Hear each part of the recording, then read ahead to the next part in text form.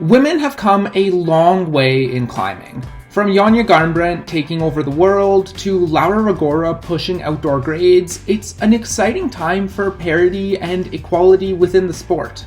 Women today have had a host of role models to look up to.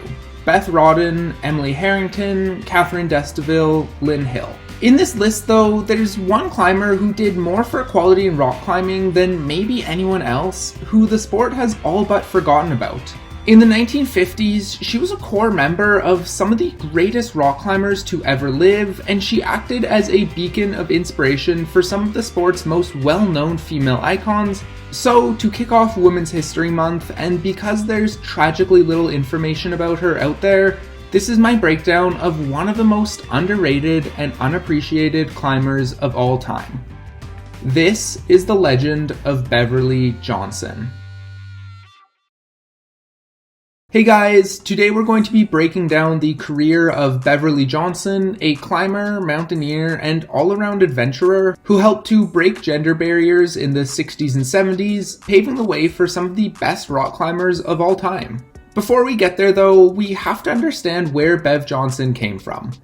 The daughter of a Navy officer who traveled frequently in her youth, Johnson learned to rock climb in the gunks, cutting her teeth on scary trad routes. After high school, she went west for university, but that didn't last very long. After 3 semesters at 3 different schools, Johnson gave up on post-secondary. She had been raised a Navy brat, but high society had no appeal to her. Instead, she moved to Sun Valley and got her first job sewing parkas. She moved on to being a ski instructor before finally relocating to Yosemite to work with the search and rescue team. Now, you have to understand what life was like in the valley at this time. The 60s were a transformative period for rock climbing, especially in Yosemite. Routes were being pushed higher than ever thought possible, and the people who led this period are still considered some of the greatest of all time. Royal Robbins, Tom Frost, Yvon Chouinard, and Warren Harding and Chuck Pratt, these men all have their place in the Climbing Hall of Fame. One member of that group, though, hasn't gotten the same recognition as the others. Like I said, few people have ever heard of Bev Johnson, let alone know her achievements. There's no mention of her in Valley Uprising until the end credits, and a lot of books and movies nowadays just don't talk about the impact she had. The thing is though, Johnson hasn't just been underrated by history. She was underrated by her own peers during her time at Camp 4. To see what I mean, look at this quote from Jim Bridwell. "We didn't climb with girls, but we would climb with her. If she could do it, it was 5'9". If she couldn't, it was 5'10". Bridwell wasn't joking about this either, he actually stuck to his guns. In 1972, Bridwell established New Dimensions, a 400-foot free climb that he graded 11A. Bev came along and repeated it, and he promptly downgraded it to a 5'10". Like everything else in her life, Johnson took this in stride. In fact, her own personal beliefs, while not anti-women empowerment, were certainly not focused on it. While other climbers like Lynn Hill have placed a heavy emphasis on combining feminism with climbing, trying to carve out a space for women in the sport, that simply wasn't a priority for Johnson. She was here to climb cool stuff. If she was the first woman to do it, fine. If the men downgraded her routes and caustically referred to her as Bevy Buns, that was also fine. She just wanted to spend her time adventuring outdoors, doing what she loved. This attitude in itself might be some of the reason that Johnson has become sort of a footnote in the history of climbing. She never made too much of a fuss about herself, never tried to draw too much attention towards the things that she had done, but she did some insanely impressive things, both in the world of climbing and adventuring at large. It started in Yosemite Valley, where Johnson spent 9 years living, climbing, and pushing the limits of what was possible.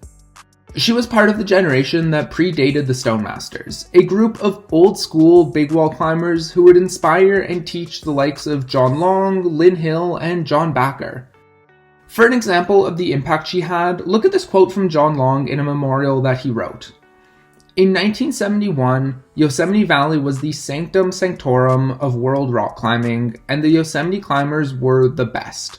Several of the inner circle had international reputations. All of them stayed in Camp 4, the traditional outdoor flophouse for anyone with a dream, a rope, and a restless spirit. Though only in her 20s, Beverly had climbed with all the greats, had taken part in historic first ascents. In 1971, Beverly Johnson was already a legend, but you'd never know it if you'd met her then. Through my eyes, she seemed totally out of place. She radiated a rich femininity that was a grace note in contrast to all the intense male bluster we lived around and the stark conditions we lived in. Long then goes on to talk about how Johnson fit into the culture in Camp 4, including a story where he tried to hide the Playboy magazine that he was reading when she walked by. His recollection fits with the other tales I've heard about Beverly, a woman who was unbothered by others' opinions, who knew that she was a bit out of place as a woman but who didn't care too much about it. She just wanted to climb. In 1973, Johnson became the first woman to send El Cap when she completed the nose in a day with Dan Assay. Then she would go on to lead one of the most historic climbs in the sport's history, an all-female ascent of El Capitan done with Sybil Hechtel. Now, this is just impressive for so many reasons. First, there's the difficulty of even climbing El Capitan in the 1970s. They had no cams, no topos, none of the lightweight gear we enjoy nowadays. They set up the wall with some hexes, pitons, and a haul bag weighing 120 pounds. The woman climbed the triple direct, which shares pitches of the Salathe wall, the mirror wall, and then finishes on the upper section of the nose. On the ground, members of Camp 4 were taking bets on whether or not the ascent would be success. Up on the wall, though, Johnson never doubted herself. She was an accomplished climber at this point, a member of Yosemite Search and Rescue, and she planned to make it to the summit. They topped out after more than a week of climbing, struggling through getting lost, Sybil almost breaking her thumb, and having to haul their absurdly heavy gear up the wall. This was one of the seminal ascents in Yosemite history, but Johnson was just getting started. Less than 5 days later, she was back on the wall, helping Charlie Porter forge the Grape Race, a variation of the nose that people use to this day when free climbing the route. This was a brutal, week-long push for Johnson. Still worn from her ascent of the Triple Direct, she had to fight through blisters and ruined skin as she and Porter forced their way up the route. Eventually, they all but ran out of food and water and had to make a mad dash for the summit, climbing through the night to establish a new line up climbing's most famous wall. For the next 5 years, Johnson continued to push boundaries in the valley, earning herself the name of Big Wall Bev, although her skills went beyond just big wall climbs. She sent the prow in a day with Kurt Albert, ticked Fatal Mistake, and repeated New Dimensions, the first 511 in the valley. She was an all-around athlete. At the same time she was crushing in Yosemite, she was also teaching herself alpine skiing and trying her hand at ice climbing.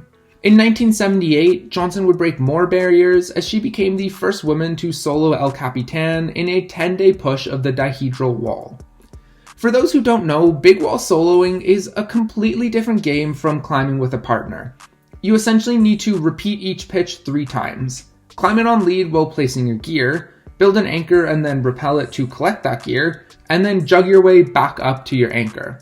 All told, Beverly climbed 3,000 feet, prospect about 3,000 feet, and rappelled 3,000 feet solo. From there, she turned her attention towards filmmaking and international adventure. Kayaking in the Straits of Magellan, filming in Greenland, making ski expeditions in Antarctica with her husband Mike Hoover. She and a group of women got dropped off in the wilderness of New Guinea and climbed their way out without maps or beta. In short, Beverly Johnson never stopped adventuring, and she never stopped pushing the limits. She passed away in 1994 in a helicopter accident while on a ski trip, but her legacy remains.